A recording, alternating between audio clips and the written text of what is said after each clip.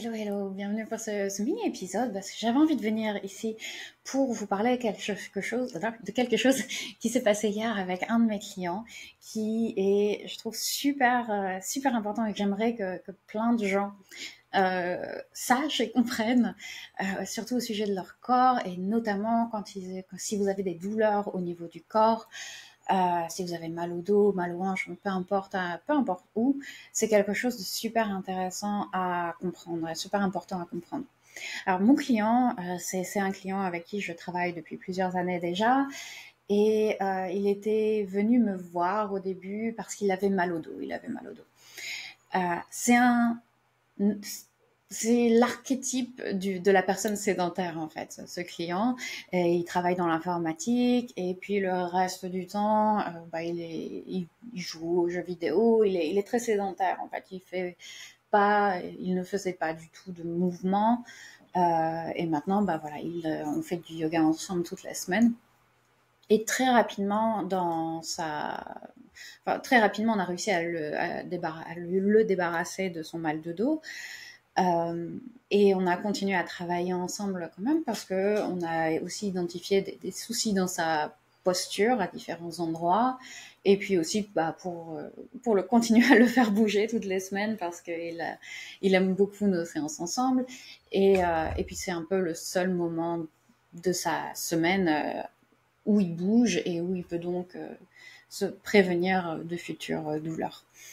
Et bref, hier, j'avais préparé une séance et on faisait un mouvement. J'essayais de lui faire un mouvement qui peut paraître tout bête. Mais je suis sûre que toi aussi, si tu essayes de le faire, tu vas te rendre compte que c'est pas si évident que ça. Alors, je vais le faire. Si tu regardes la version vidéo de ce podcast, tu pourras me voir le faire. Mais sinon, en fait, ce que je fais, c'est simplement que je bouge la cage thoracique de droite à gauche en essayant en gardant le mouvement sur un plan très horizontal, c'est-à-dire que mes épaules ne bougent pas. Je suis pas en train de me pencher vers la droite et de me pencher vers la gauche. C'est vraiment juste la cage thoracique qui glisse de droite à gauche et mes épaules restent parallèles au sol.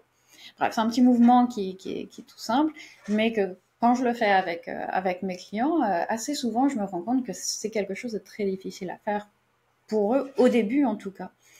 Et puis, à force de répétition, d'essais, on arrive, ça devient de plus en plus évident, et assez rapidement, on arrive à débloquer ce mouvement-là.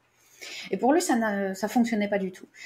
Ça a fonctionné un petit peu dans cette position assise, mais dès qu'on essayait de faire la même chose en position de la table, c'est-à-dire sur les mains et les genoux, c'était impossible à faire. C'était complètement impossible à faire, et ça déclenchait même des tensions et des crampes à d'autres endroits du corps, donc notamment au niveau des hanches.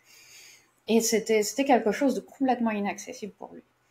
Et je trouvais ça intéressant et quelque chose d'important sur lequel travailler. Et puis, il m'a dit à un moment, non, mais ce mouvement-là, de bouger ma cage thoracique de droite à gauche comme ça, je vois pas vraiment dans quel...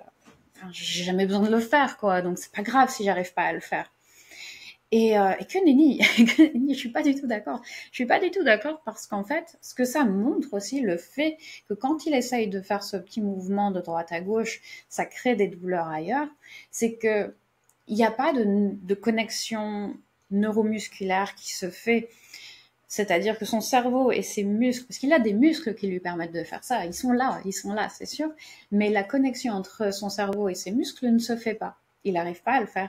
Du coup, ces muscles-là sont dormants, sont potentiellement complètement dormants parce qu'il n'a jamais fait ce mouvement, ou parce qu'il il a perdu progressivement la capacité à faire ce mouvement parce que voilà, il ne le faisait pas assez, il bougeait pas assez en général.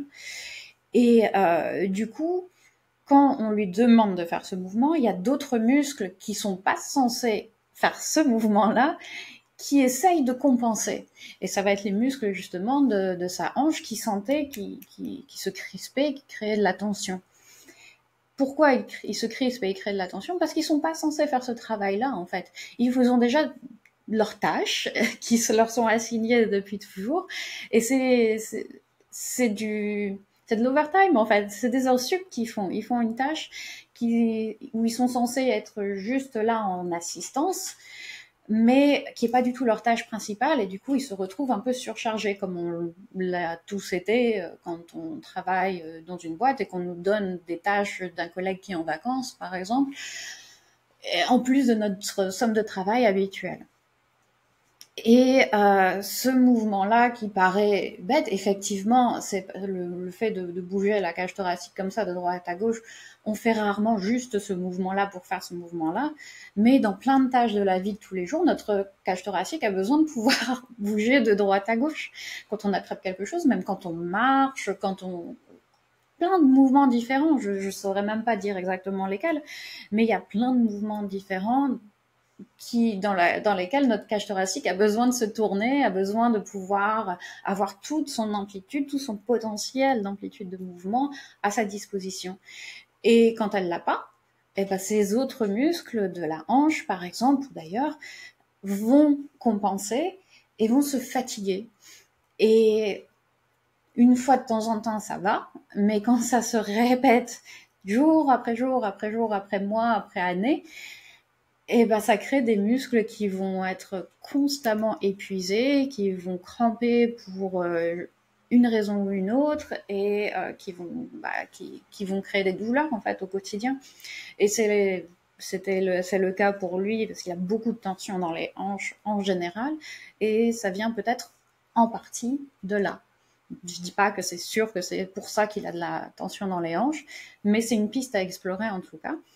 Et avec les séances comme celle qu'on a faite hier, bah, on lui redonne un peu de cette amplitude, on lui redonne accès à des mouvements qui avaient été complètement perdus depuis tout ce temps. Et ça va soulager les muscles de ses hanches qui vont pouvoir reprendre juste leur activité normale et pas continuer à remplacer un autre muscle qui pourrait très bien faire son travail si seulement la connexion se faisait correctement. Donc voilà, donc c'est quelque chose de super intéressant, de super important à retenir pour vous aussi si vous avez des douleurs dans les épaules, dans le dos, dans les hanches, ou dans les jambes. Ça peut arriver n'importe où dans le corps.